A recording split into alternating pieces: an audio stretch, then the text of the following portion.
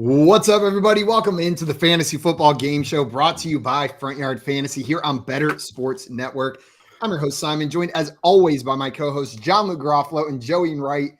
And joining us today is one of our great friends in this industry, Jim Coventry. For those of you that do not know Jim,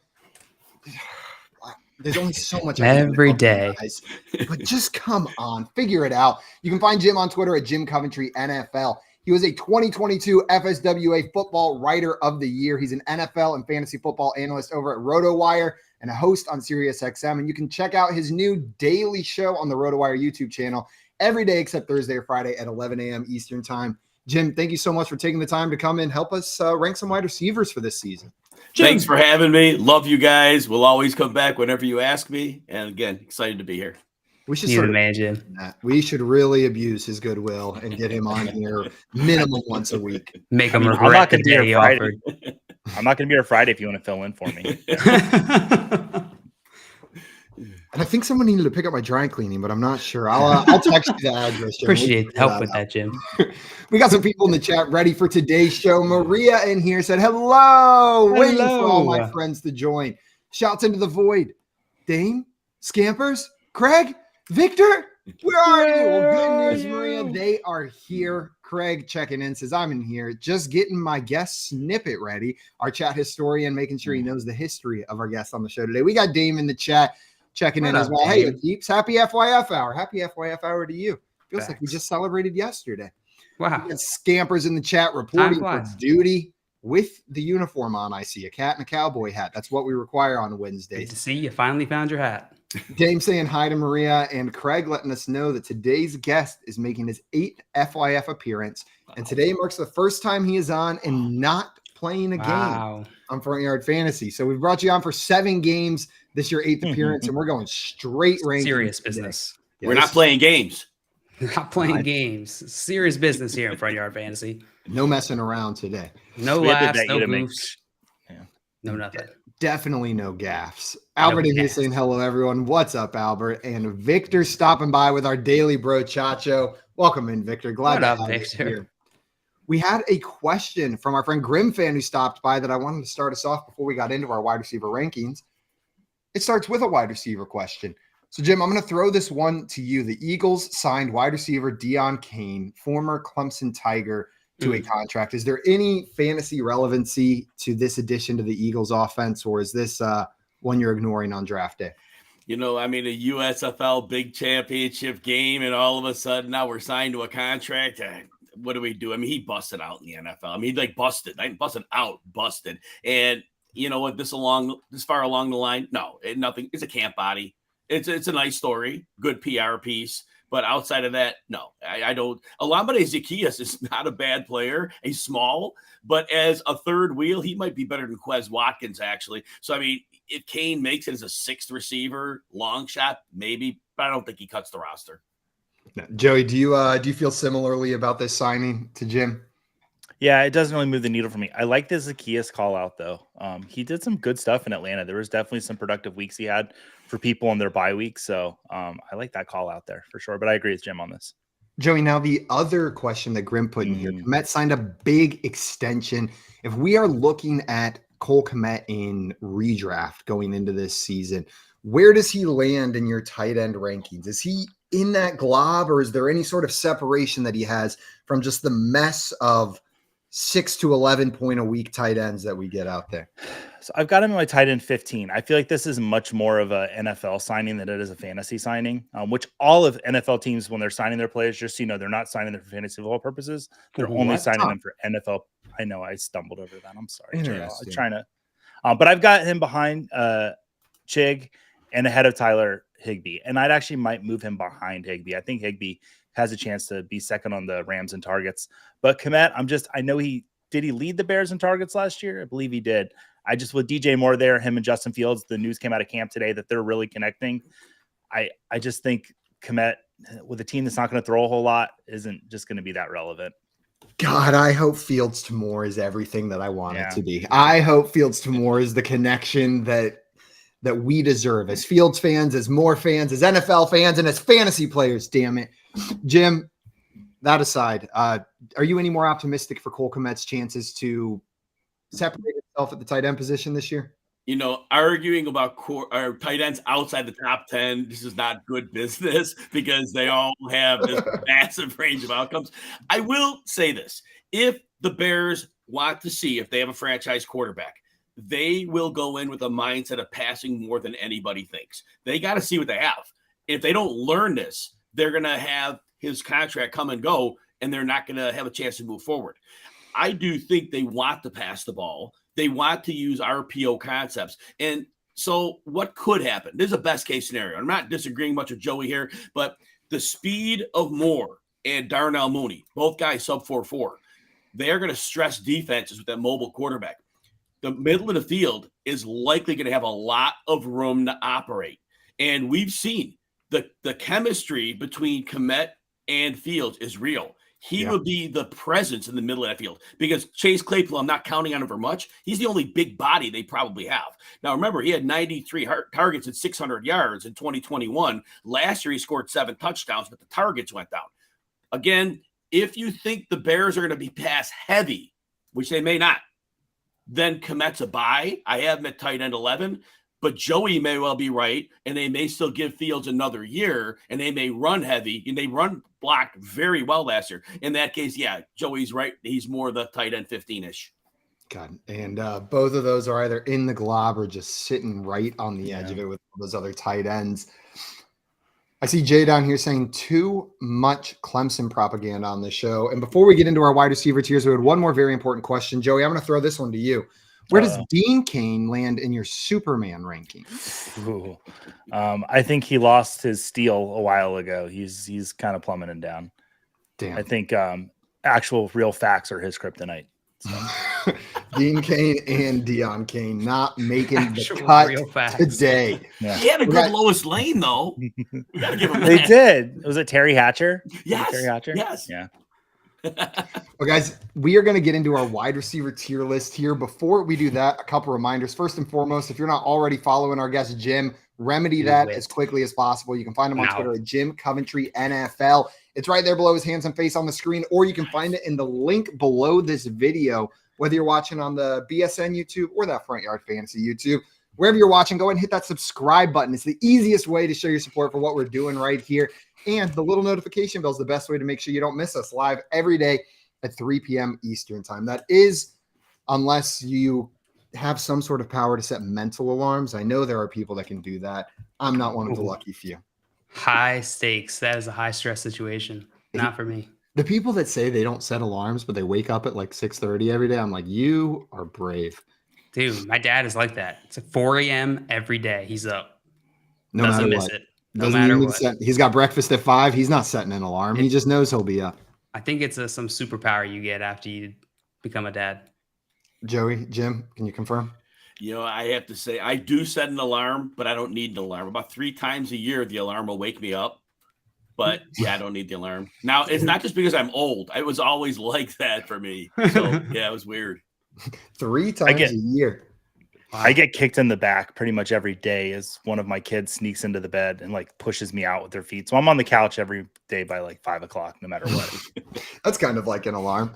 Well, guys, one more reminder before we get into our show. Tonight at 6 p.m. Eastern time here on Better Sports Network, you can catch sports attorney and Professor Dan Lust covering the legal angles of sports on Sports Better Court. That's right here on Better Sports Network at 6 p.m. Eastern tonight. With that, let's get underway into part 2 of our wide receiver tier list. So, Jim, we started this without you last week. I'm so sorry. That was rude of us. Yeah. But we only got about 10 players on there. We've got so many more wide receivers to talk about. How this is going to work is we're going to take turns selecting which player we would like to talk about next. After you select your player, tell us what tier you'd put them in and why. Each of us will do that for each player. We're going to average those results. If it's a tie, we're going to throw it to the chat to see where they end up going. And we'll slowly build this wide receiver tier list out, get through as many players as we can today. Jim, I'm going to throw it to you first. You get to pick the first player that we talk about. Who do you want it to be? Let's talk about A.J. Brown. I love that guy. A.J. Brown. Where would you tier A.J. Brown going into this season? I have to put him in the number 2 tier. As a talent, number 1. But if we're talking fantasy football, it's got to be number 2. Is it the offense that's leading you to believe he doesn't have that same upside as some of the guys up there? His targets got in the 147-ish range last year, but you really need to get in that 160 target range, 170 to really have enough work to be at that ultra tier, unless you're Jamar Chase, of course, and then you can do all kinds of crazy things. But, I almost want to put him in tier 1, though, because he and Chase, they probably end the year with very similar numbers. I've said this about A.J. Brown since his rookie year. I immediately called him Terrell Owens version 2.0. It might be more like version 1.1. But with the ball in his hands, he's insane. And so he can win deep. He can win underneath. He just had never been forced targets, and he needs to be. That is going to be what puts him in tier 2 for Jim, the slight differentiator between the two. John Luke, are you agreeing with Jim here, tier 2, or are you putting A.J. Brown somewhere else?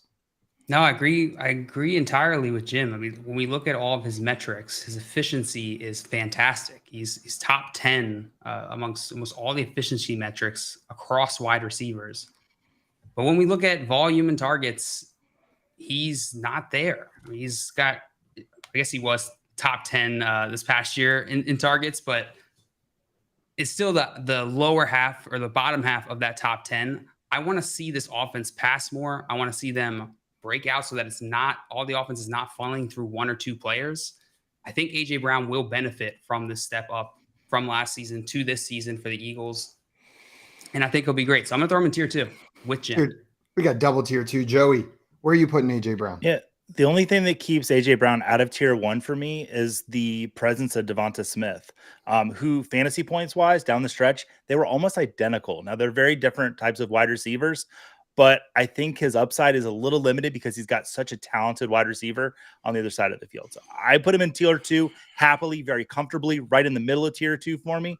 But if Smith wasn't there, I'd probably have him in tier 1.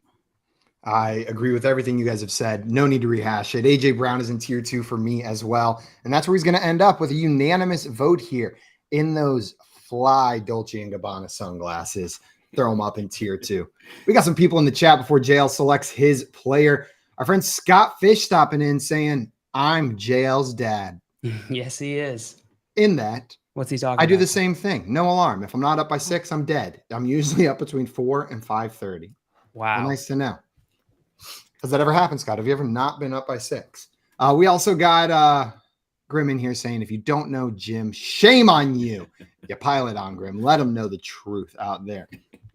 JL, you got the next pick. All right. And Tim wants us to disagree more. Fight, fight, fight. So keep that in mind as you pick your next play. Your hair looks dumb, Jim. Yes. Yes. Hence it's gone. It's like, I agree. I got rid of it. Damn it. We got back to agreement again. Shoot. All right. Let's talk about T. Higgins. T. Higgins, I think you can make a case for him being in tier 2. I think he's got similar upside to Jamar Chase, but I don't think that gets called out enough. For T. Higgins, especially in any sort of PPR league, I think he could be sniffing that tier 2, but I'm going to put him in tier 3. And again, it comes down to a volume thing. I see him as like Devontae Smith, similar talent, but a better situation than Devontae Smith in terms of there'll be more volume for him. So tier 3 for me for T. Higgins. Tier 3 for T. Higgins from John Luke. Joey, where are you putting T? I fully agree with my much more handsome FYF team partner. Higgins is my line. Higgins and Smith actually are my line together. I have a real trouble with which one I want to put ahead of each other in the rankings. My wide receiver 12 and 13. Higgins' upside is just limited by Jamar Chase, or he would be in tier 2 for me. So tier 3, but man, he's right there. So close. I'm agreeing with you guys on the tier 3, but I do disagree a little bit on the prognosis for T. Higgins, and it hurts me to say.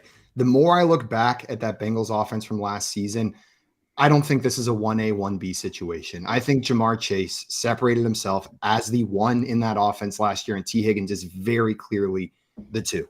Jamar Chase out-targeted him by almost 30 targets, playing in 4 less games than he did last year. Whenever the 2 were on the field, it was Jamar Chase, not T. Higgins, that was the first read for Joe Burrow. There's plenty in that offense for both of these guys to be successful. Joe Burrow is one of the few quarterbacks in the league that can chuck the ball for 45, 50 touchdowns, right? There's not many offenses that can support that. So it's not me saying T. Higgins can't, like, he could be a top 12 wide receiver and Jamar Chase, but I do think he's second choice on this team. It is not the 1A, 1B that I thought it was going into last year. You say that to his face? I'll say it to his face. I love that man. And I think he would look at Jamar Chase on the field and be like, yeah, I'm the number 2. He would understand. Jamar Chase is incredible. He's gonna be tier 3 for me. Sounds worse. Like if he like listens to your criticism, he's like, yeah, you're right. It's not even how criticizing is it to say he's not as good as maybe the best wide receiver in football? Like that's a high bar to hold him to. Jim, sure. We got 3 tier 3s here. Where are you putting T. Higgins? It's like Joey said, it's the line break. Now, I could paint the case of what could happen, and I'll quickly do this. They bring in Orlando Brown at left tackle. That moves Jonah Williams to right tackle. The 3 interior linemen, they had injuries there, but that was their first year. This is their second year. The line may have a little cohesion this year. In week 5 or 6, Zach Taylor figured out that the 2 high safeties were giving him trouble, so they did a very easy fix. They just moved Joe Burrow in a shotgun. He immediately reads, but like you said, Chase gets the targets. There are games where Higgins disappears. Now, remember, Higgins basically had 11 snaps in 2 games because he was hurt pregame. Yeah. And so he was more like a 1,200-yard receiver. And I know it didn't help fantasy managers who played him and got zeros twice, but that's not who he is. But there is a chance that this offense makes a further adjustment now that the league showed them their best punch. There could be another level this offense goes. And if that goes, Higgins does become a tier 2. But right now, based on what we know, as you said, he's in that exact tier break. He just misses tier 2. And if there is there are a few coaches that I would expect changes like that from based on what the league's doing, then Zach Taylor. He's shown time and time again that he's willing to get creative with how that offense is running. He's not afraid to make changes mid-season. We're going to have T. Higgins end up in tier 3 there. It hurts my feelings a little bit because he just feels like a tier 2 wide receiver, but I think it makes sense. We got Herms in the chat stopping by saying FYF out here in these MFing streets. What up, y'all? What up? Good to see you, my friend. We're going hard today. Also, Joey, you got the next choice here. Which player of the remaining wide receivers would you like to tier next? Yeah, as I'm looking at my tiers, my own personal tiers that I keep between me and my diary that I keep by my bed every night, I tier 3 is my biggest group of guys. I have 15 guys in my tier 3. I think there's so many guys that are just really close to each other. I'm going to pick a guy right in the middle of it that I'm just growing in love with every week as camp reports come out. It's DJ Moore. We talked about him a little bit earlier. In Carolina, he always kind of commanded a large target share to get the production he had. And I think he's going to get that again in Chicago with a really exciting quarterback. DJ Moore, tier 3 for me. Tier 3 for DJ Moore. And Joey, I'm going to completely agree with you that this is one of those guys that I think if the offense goes like Jim was talking about earlier, if they make that switch this year to be more pass heavy, I don't think it'll be much argument that DJ Moore is a tier 2 guy next year.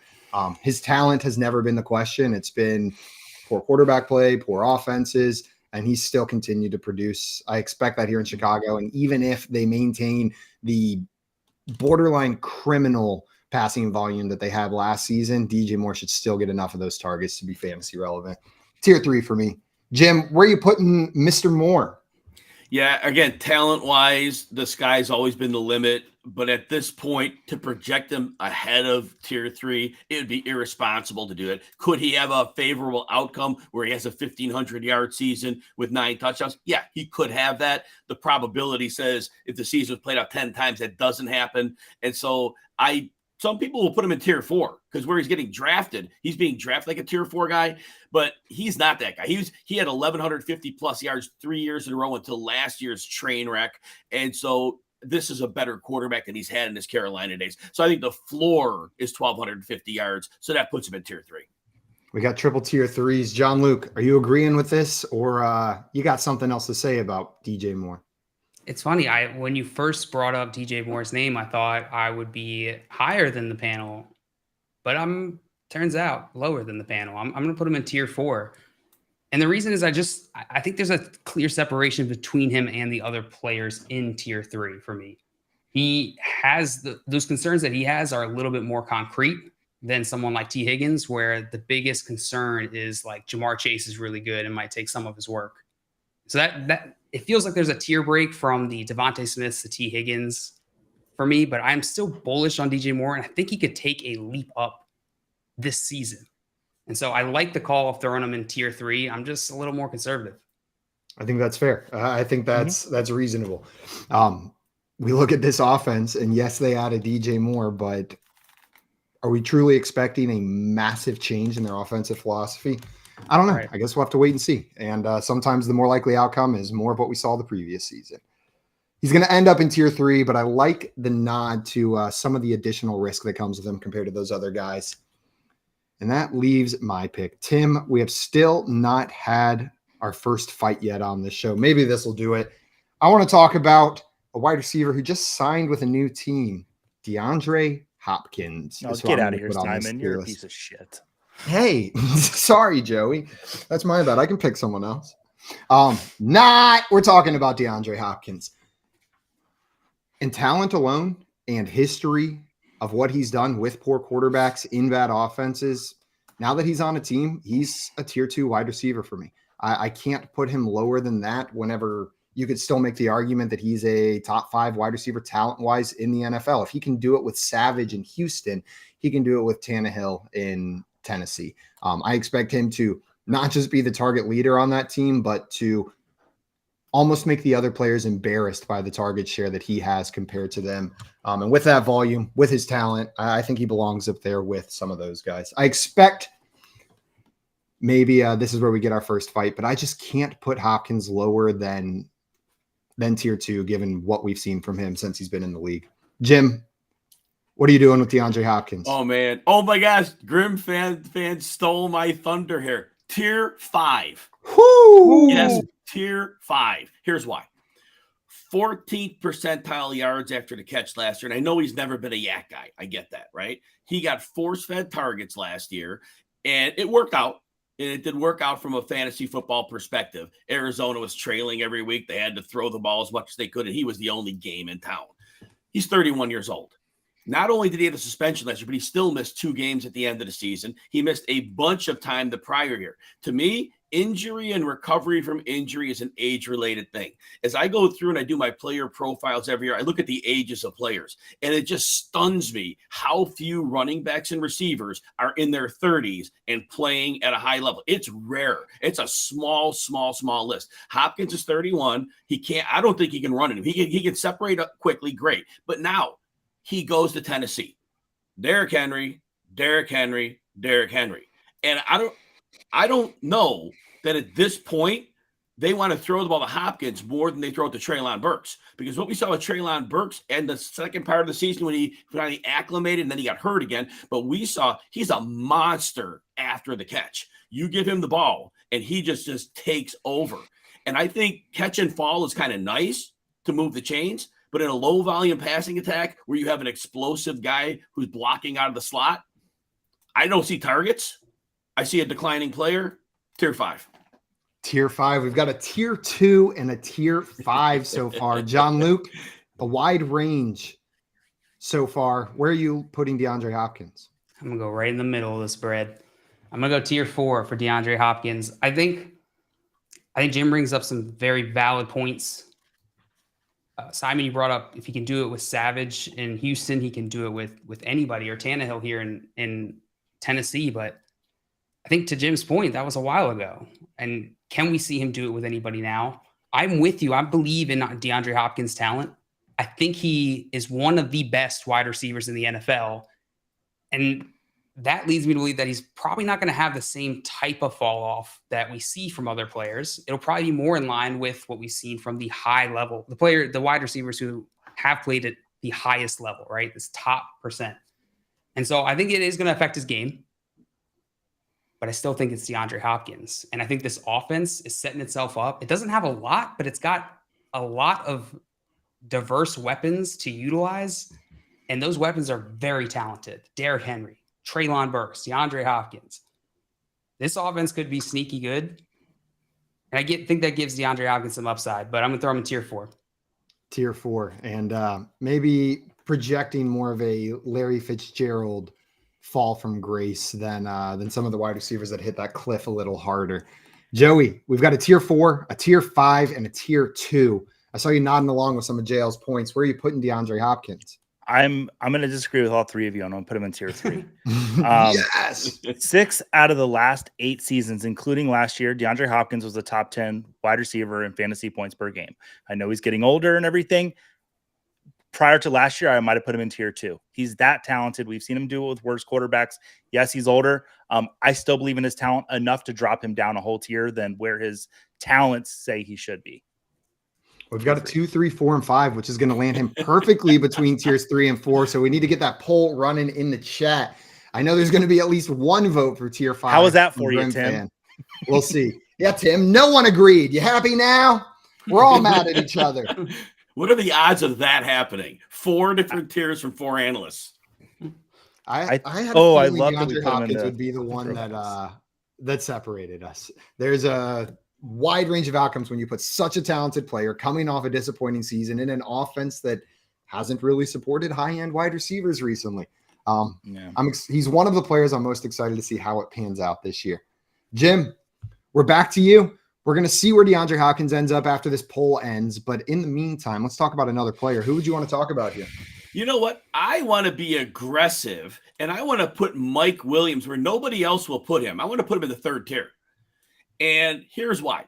Last year, there were 5 games he had at least 9 targets. In every one of those games, he had at least 86 yards. Now, people cite the injuries. Not really. Last year, yes, he missed time, played 13 games. As a rookie in 2017, he played 10 games. But all the seasons between there, it's a bunch of 16s and 15s. Mostly he's been on the field, especially like a 2 years oddball stuff, right? But here's the big thing. The Chargers, like everybody else, yes, they're playing to win a Super Bowl. Well, they finally figured out, get Joe Lombardi out of town with his 5.6 or whatever it was, yards per pass attempt, when you have one of the strongest arm quarterbacks in the game. Bringing in Kellen Moore, to me, is a simple step of saying, we are no longer running our offense through a slot receiver and a running back. We are letting our quarterback be a quarterback and crush teams downfield. Mike Williams has proven the production when he gets the targets. This is the year he gets them. The offense runs through him to open up the underneath. Eckler gets better because of that. Keenan Allen gets better because of that, instead of letting defenses compress them all day long with no imagination in the playbook. So Mike Williams, to me, he has that 1,146-yard and 9 touchdown season 2 years ago. He's already had that. The only year he had real targets, 129 targets. He gets back to at least that target range, but he's the guy this year.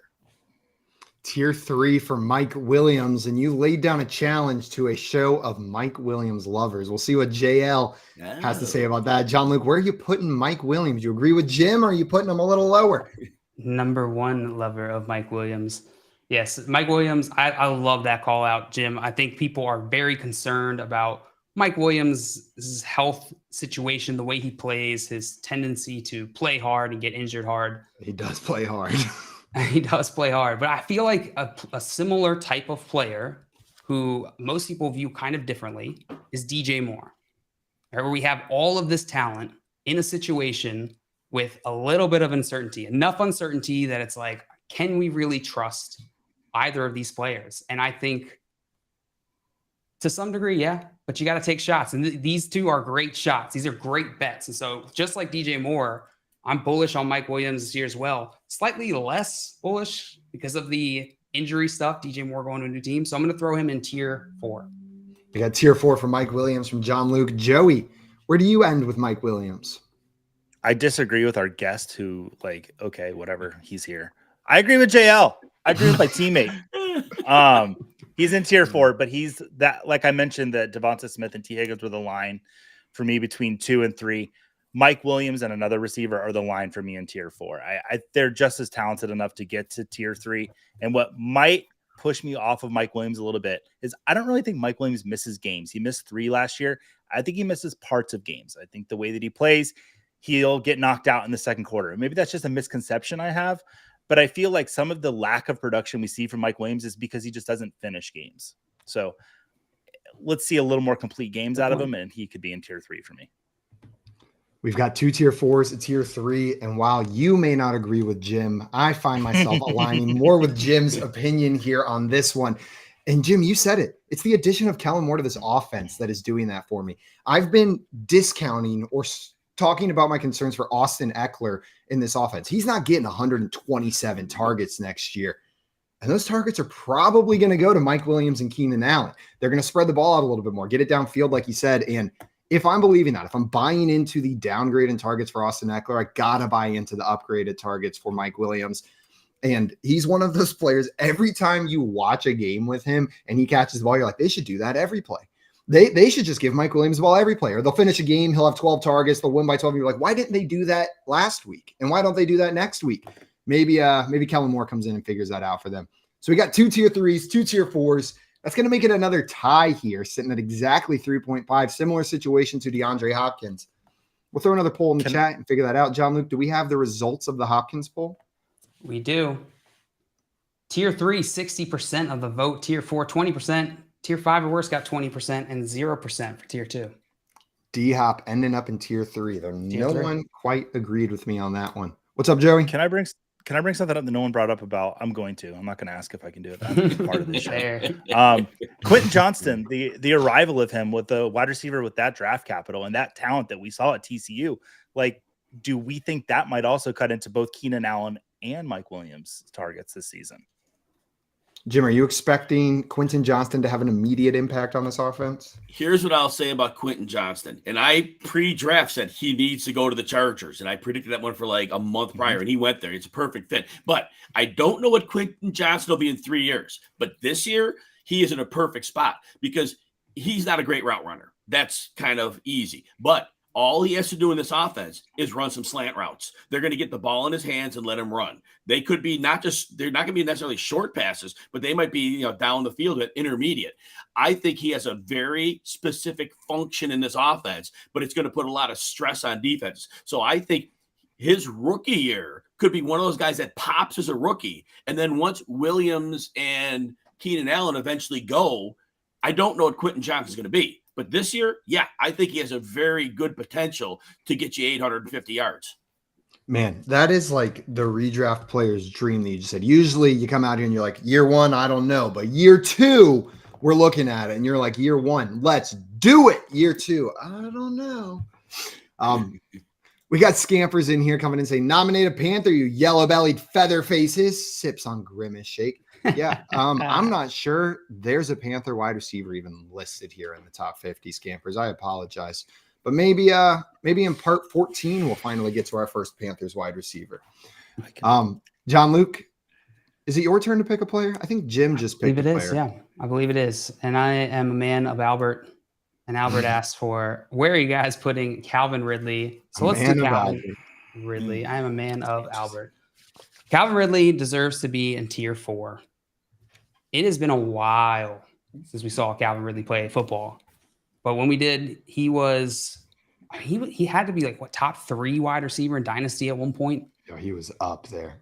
His hype train was so hard, and it was because he was super talented. He is super talented.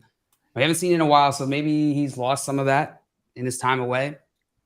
But I tend to believe that muscle memory is real and that these players don't just lose talent drastically. Maybe it atrophies over time, but I don't think that he's just it'll be up and gone. So maybe there'll be some warm-up period from Calvin Ridley, but I expect Doug Peterson, who put this team back together last season, to really take a step up in the second season. I feel like this is when he hits his stride with this team, and Trevor Lawrence as well going into his 3rd year. So Calvin Ridley is primed to come back and make a splash. I think tier 4 is the right spot for him. Tier 4 for Calvin Ridley. Joey, you agree with JL, or where's Calvin Ridley ending up for you? I am just as optimistic as JL. And had JL not said what tier he was putting him in, I would have thought JL was putting him in tier 3. I mean, I think that the talent that he has is a tier 3, maybe tier 2 player. And the time that he missed was because of mental health, and he took care of that, and then he had a suspension. So it wasn't necessarily physically injury related, which gives me a little bit more optimism for him. I've got Calvin Ridley in tier 3. I think this Jaguars offense is going to be dynamite this year. I want a part of it. And when it comes to wide receivers, I'm happy to have Ridley. I'm also happy to have Christian Kirk. I might take the one that's going second. But if I have to the best one period, it's Calvin Ridley for me. I agree with what a lot of you guys are saying here. Joey, did you end up in tier 3 or tier 4? Tier 3. So we got 1 tier 3, 1 tier 4, but I do think I'm going to end up with JL having him in tier 4. I do think there's plenty in this offense to support multiple good fantasy wide receivers and Christian Kirk and Calvin Ridley. I mean, last year we had Zay Jones get 120 targets in that offense. We had Marvin Jones get 80 targets in that offense. Evan Ingram as the tight end almost had 100 targets in that offense. There's plenty to go around with Trevor Lawrence chucking the ball. It's good news for the wide receivers. That being said, I think there is an assumption being made that Calvin Ridley is going to come in and be the wide receiver one. When this Jaguars team paid Christian Kirk $20 million to come in, we were calling him the $20 million man all last season. And then he showed up and did what he was supposed to. He had over 1,000 yards, 1,100 yards on being the target leader on this Jacksonville team and was, for all intents and purposes, a successful wide receiver one for Trevor Lawrence. I think there's a chance Christian Kirk out-targets, outscores, and outperforms Calvin Ridley in this offense. And because of that, I'm probably not drafting him. This isn't a poo-poo on Calvin Ridley. I think they can both be good in what should be a very good Jacksonville Jaguars offense. It's just I prefer Christian Kirk, what we saw last year, over the new guy who hasn't played in 2 years. Tier 4 for me. Jim, where are you putting Calvin Ridley? I am heavily conflicted on Calvin Ridley. I think back, and I've talked about this in prior years when he was playing, not suspended or this or that. It was like the Julio Jones factor, right? It was when Juju Smith-Schuster came in the league. His second year, he goes for 1,400 yards and 7 touchdowns. And I'm like, it's all Antonio Brown. I get it. He was getting open. I get it. He looked really, really good. I go, but it's Antonio Brown. Defenses are scared crapless about Antonio Brown. Therefore, Ben Roethlisberger is a good enough quarterback. Just get the ball and make it work, right? And then we have Calvin Ridley come into the league, and he's got the supernova of Julio Jones next to him, and Ridley's putting up amazing numbers. But again, defenses really give a crap about Calvin Ridley when you've got Julio Jones on the other side. All right, he could beat us, whatever. We're not letting Julio go for 400 yards or whatever 300-yard game against Carolina he had or whatever. So. But now what is Ridley, right? When Ridley came out, his combine numbers, he was horrible in lateral agility. And it was like, that was something that was interesting. It's like a DK Metcalf testing, but he still could get downfield. To me, he's a great deep threat. But because he had soft coverage often, he was able to win routes in other areas of the field. He's going to be the outside guy. He's going to see alpha coverage. And fortunately, he's in a good division for that. I'll give him that. But I don't know what he is. I've seen that 4-game sample. The 5th game he got hurt, and I believe he didn't finish that game. 4 games without Julio, and he was okay, but it was like 70 yards a game. And Matt Ryan was still fine at that point. And so that's the only time I've seen him without Julio. And I know he had the mental health issues, and I don't know when that started. So I'm conflicted. So I'm going to put him in tier 4, but he has Trevor Lawrence, and I'm excited. I have shares of him because I see a world where he could go off, but I'm nervous about it. Some nerves, some trepidation preventing you from putting Calvin Ridley higher, even though there's some excitement. John Luke, we've got 2 tier 4s and a tier 3. Are we going to have another tie here? Where are you putting Mr. Ridley? Well, I started this off and I put him in tier 4. So we've got 2 tier 4s, 3 tier 4s, and a tier 3, which means he's going to end up in tier 4. And I forgot how to remember. It's so hard. That's the hardest thing to remember is how to remember. I hate remembering. I hate remembering. Mr. Scammer said, you've almost hit your crap cap, Jim. I know. For me, that was a little bit saucy. I usually don't hit that. And that's pretty out there for me. Pretty saucy. I hit my crap cap at around 6 a.m. this morning, and it was not comfortable. You really got to raise that quota. Dale, do we have the results of the last poll with Mike Williams? We do. Tier 4 for Mike Williams with 66% of the vote from the chat. Tier 3 got 16%, and tier 5 or worse also got 16%. What? Come on, chat. Get over yourselves on these Mike Williams takes. All right, Joey, you've got the next pick here. Which quarterback would you like to talk about? And by quarterback, I mean wide receiver. I was like, I need to pull up a different page. I'm going to choose a wide receiver that has a tier 1 touchdown dance, but he's a tier 2 player, and that's Jalen Waddle. I love Jalen Waddle. I think the Miami Dolphins are a fantastic offense. No one seems to really be talking about it because everyone seems to be focused in on that running back position in Miami. But Tyreek Hill had, what did he have? Over 1,500 yards last year. Jalen Waddle had over 1,300.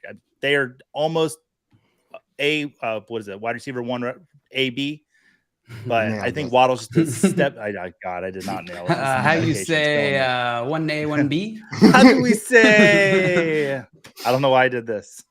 I was wrong. When you speak Italian, you have to do that. You have to do that. Jalen Waddle, tier 2.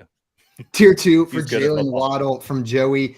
And I'm going to agree with you. I'm tempted to put him in tier 1 with his teammate Tyreek Hill. He is so close to me. And it's one of those situations where I saw it last year. I don't need to know that both of these guys can be wildly fantasy successful. Joey, you said it, 1,700 yards for Tyreek Hill. And that's still left 1,400 for Jalen Waddle on an ascending Dolphins offense with a Tua Tagovailoa that's hitting his stride, led by Mike McDaniel. I'm talking myself into it. If Tyreek Hill's in tier 1, I'm going to put Jalen Waddle up there as well. I think he has a similar ceiling to him. Tyreek Hill, I wouldn't be shocked if Jalen Waddle outscored Tyreek Hill this year. I'm not calling for it, but that is well within the range of outcomes. I'm going to put him in tier 1. I love that offense, and I love both of those receivers, and most of it should funnel through them. We've got a tier 2 and a tier 1. Jim, where are you putting Jalen Waddle? Man, again, another player. Can I talk about him a minute? Do you just want the tier? Can I talk about him? No, talk about it. All right. So rookie year, it was 2 different players, but the stats were really good both years, right? Rookie year, he gets targeted through the roof 141 times, just goes over 1,000 yards, 7.2 yards per target. Last year, like you said, the McDaniel offense, his targets go all the way down to 117. Despite playing an extra game, but he goes 18 yards per reception. His yards per target went up almost 4.5. It was insane and incredible. And we saw the best of the world where Jalen Waddle is ready to dominate this league. Tua Tagovailoa, he's one hit away from what? Not seeing him again? That worries me. What also worries me is I saw later in the season, there was a point where, and I know San Francisco has a great defense, but San Francisco had some concepts that kind of figured some things out. And then the Chargers really put the clamps with, they had some ups and downs personnel, but there were some things on film that really can slow down some of that Miami explosive game. So I'm thinking the league's going to have a response to what McDaniel did. But speed is speed, right? When you have these 2 legendary speed guys, how much can you do to stop them? So I do put him in tier 3. I'd like to put him in tier 2, but if there's any answer at all, that 18.1 yards per reception, that's a really, really hard number to repeat. Ooh, but it is a sexy number to look at and hope that he repeats it. We've got a tier 1, a tier 2, and a tier 3 ranging from everywhere. Joey started us out in the middle with tier 2. Oh, I meant 2. 2 tier 2s. I meant 2. Jim agreeing with Joey. You're on the same team again. JL, where are you putting Jalen Waddle?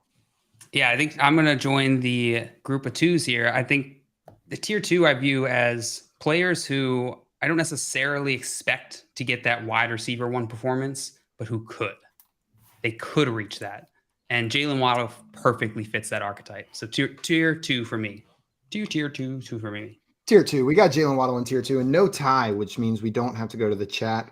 Sorry, chat. I still care about your opinion, though. So tell us where you would put Jalen Waddle. We got One Nation in here saying, don't be shocked when T. Higgins outscores them all. Let's go. Ha-ha, we put T. Higgins lower than that, but I will never shut down T. Higgins hype talk in the chat. And Strong Style Ninja, man, we are getting the Higgins fan club in the chat saying Higgins should be tier 2 as well. Let's go. Does that mean it's my turn to pick a player? Oh, I really should have thought about who I was going to pick ahead of time. Joey picked Jalen Waddle with the elite touchdown dance. Who do I want to talk about next? I'm going to talk about Amari Cooper, who has been one of my favorite players over the last couple of years since he was with the Raiders. And the past couple seasons, he went from being someone that was prototyped as inconsistent to being one of the more consistent fantasy wide receivers in the league. And that continued last year. He was clearly the top target in that Browns offense, performed both with Jacoby Brissett and Deshaun Watson. And with a full offseason with Deshaun Watson in the building, working with him, I'm expecting another wide receiver 1, top 12 season from Amari Cooper. I know there's other weapons there. They brought in Elijah Moore. They've got Donovan Peoples-Jones. David Njoku showed he could be a relevant target, but Cooper should maintain a stranglehold on the top target on this team. He's going to be tier 3 for me just because of the offense that he's in and how he's utilized, but he's right at that top. He's sitting there with the Devonta Smith, T. Higgins type of players whenever we're looking at outcomes at the end of the season. Jim, where are you putting Amari Cooper? He has to go into tier 3 there's a world where we could see tier 2 performance, but it would take a stretch because in his career, he has not had a 1,200-yard season. He has not had double-digit touchdowns over the last 2 years, been 8 and 9, so he's kind of close.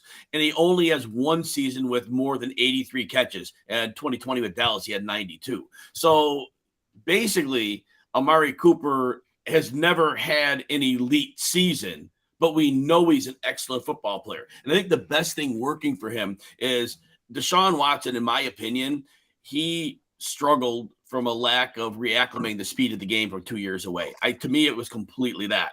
And he's just like 28. I think that speed of the game comes back, and Cooper is a legitimate alpha receiver. But again, we've never seen, and he's been in the league since 2015. So to put him higher than tier 3, it would take an absolute career year, and he's getting close to the end part of his career. He's 29, Tier 3 for Amari Cooper, but with some love for him as well. We're putting him in tier 3 with love. John Luke, are you putting him in tier 3, and are you doing it with love? Hate that you said he's going into the later part of his career, Jim. I know. Mark Cooper is one of those players, same age as me, who I've just watched my whole career since he got in the league. Now he's an old man like me. Yeah, I feel like we've hit that point, JL, where he's half my age. Cooper's half my age. But this is the first time in our lives we're having to struggle with aging. I've never had to hit that. Now all of a sudden they're talking about these old players that are the same age as me. Like, oh, he's reaching the end of his career. Like, man, leave me alone. I just want to watch football. Amari Cooper, I have been a historic hater of. just absolutely tearing him down with every opportunity that I had. Really unnecessary most of the time. And I'm going to continue to do that. Amari Cooper. You thought about it. I mean, just how old do you have to be where he is on this Cleveland Browns offense? I am a little bullish for Amari Cooper's upside this year, but I can't put him in the same tier as T. Higgins and Devontae Smith because I feel like they're so much more of a solid bet than Amari Cooper. He's got all these aspects of his situation that look positive, which is fantastic. I think Amari Cooper is going to be a great fantasy asset this year. But what if that offense doesn't pan out, or what if it doesn't come to be what we think it's going to be? What if Amari Cooper isn't the main guy in that offense? There's so many variables changing there. I got to put him with a little more risk here in tier 4. We've got 2 tier 3s and a tier 4 for Amari Cooper. Jim mentioned Deshaun Watson getting back up to speed with the speed of the game, but Jill, you're right. That's not a guarantee. Maybe it doesn't happen, and then we just see a similar to worse season from Amari Cooper again this year. Joey, we're on to you. We've got 2 tier 3s and a tier 4. You are the deciding vote here. Where are you going to put Amari Cooper? So I've got Amari Cooper one spot ahead of DJ Moore. In my rankings at wide receiver 17. I'm pretty optimistic about him. I think Deshaun Watson bounces back. Last year, we were saying on pretty much every FYF show, like Watson, he's only going to be there for 6 games. Don't look for him to be the Deshaun Watson that and I won't say love, that of from Houston. But I do think he puts it together this year in Cleveland, and I'm pretty high on him. He's my quarterback 9, and being the wide receiver 1 with a top 10 quarterback in my rankings doesn't de facto land you in tier 3, but I feel really comfortable with Amari Cooper in tier 3. I think he's the best wide receiver on the team. Yep. Yeah, if you're that optimistic about Deshaun Watson's bounce back season, then you got to have Amari Cooper there. Joey, before we move on, I do know you've had some love for Donovan Peoples-Jones as well in that offense. Do you think he is the second option, even with the addition of Elijah Moore? No, I think it's Elijah Moore. I do like DPJ, but once Elijah Moore came in and we saw him have a really good season with the Jets and then kind of get thrown in the doghouse a little bit. So I expect Elijah Moore to be one of the bounce back candidates of this season, to be honest with you. Elijah Moore, bounce back candidate. Jim, we're going to move to you. We probably got time for 1 or 2 more players here. Which player would you like to add to this tier list next? All right, let's take a quick look here, and let's go Deebo Samuel in tier 4. I'm going to put him very, very low. Look, it was like 8.5 touches a game last year. I mean, it was less than 10. I think it was 8.5 touches per game. And when they brought in McCaffrey, And they didn't even have an off season to like make it the McCaffrey offense. And we saw as soon as Shanahan got McCaffrey, it was all about him. Everybody else, it was like, all right, this is your week. This is your week. You know, little Ayuk, a little Kittle, little Debo. Well, McCaffrey's the offense. And Debo Samuel is a wonderful player. And if he had opportunity, he had a career year a couple years ago, but he's hurt a lot. He has missed time. Other than that season, he misses time. A lot of soft tissue injuries, knee injuries. He's not durable. And so I think that 8.5 touches per game, I think that's what we're getting. And some of those are as a runner, so that's not even a PPR boon. So I just think wonderful player, but to be in the same galaxy with Christian McCaffrey, everything's rotating around you because McCaffrey's the son. That's going to be it. I think that he gets hurt. So tier 4 for me. Tier 4 for Debo Samuel. John Luke, where do you end up with Debo? I feel like he is one of the more polarizing players because we've seen that insane upside and then it didn't come to fruition last year. Yeah, I'm going to put him in tier 3. And I understand the concerns you bringing up, Jim, and I think they're valid because Shanahan has used Debo in such a weird way. But I think he goes back to using him more as a prime wide receiver on that team this upcoming season. I know Ayuk is getting a lot of hype going into the season. And I'm hoping the way that this plays out is we get a similar type of situations to Jamar Chase and T. Higgins. San Francisco, I expect to be a very high scoring offense, an offense that is able to move the ball a lot. And I think if they're able to do that effectively, they're going to need to utilize CMC. They're going to need to utilize Debo. They're going to need to utilize Ayuk and Kittle and all of those weapons. So I'm bullish on Debo this year. I'll put him tier 3. Tier 3. We got a tier 3 and a tier 4. Joey, what are you going to do here? Whose side are you taking? He's my top player in tier 4 because I don't think he's the best wide receiver on his team. I would rather have Brandon Ayuk. If you look at when Christian McCaffrey came in after week 7, Debo Samuel's points per game went down to 11 points per game in PPR leagues. Now, he did have a hamstring injury that plagued him for a few games. He missed 4 out of their final 11 games. But I like what I saw out of Ayuk last year. He actually finished the season ahead of Debo Samuel in points per game. Debo's my top player in tier 4, but I think that rushing upside once McCaffrey arrived has kind of gone out the window a little bit. He's still getting some carries. Now, if you go by off his playoff performance, it's the Debo of old that we saw in 2021. But I think it's going to be a little bit closer with Ayuk and Debo as a 1A, 1B.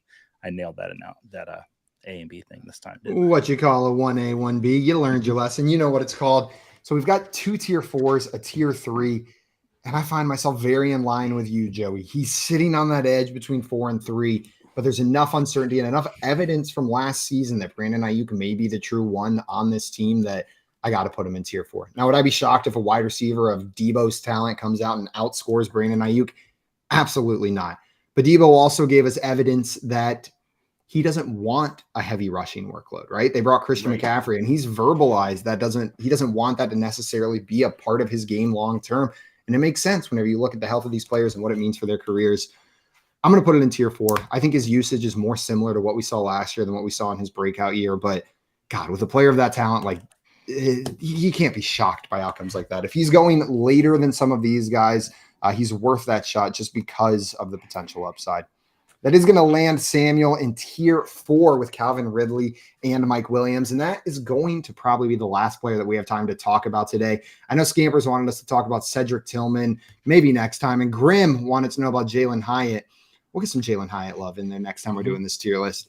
Everybody who watched today, I want to thank you so much for taking the time to come and hang out with us. And a huge thanks to our friend Jim for coming on. Jim, it is always a pleasure to have you come on here and share some of that football knowledge with us. Yeah, I love you guys. Look forward to seeing you guys in Canton and looking forward to seeing you guys again as well. And I know you guys will be on my show, so looking forward to that as well. Sir.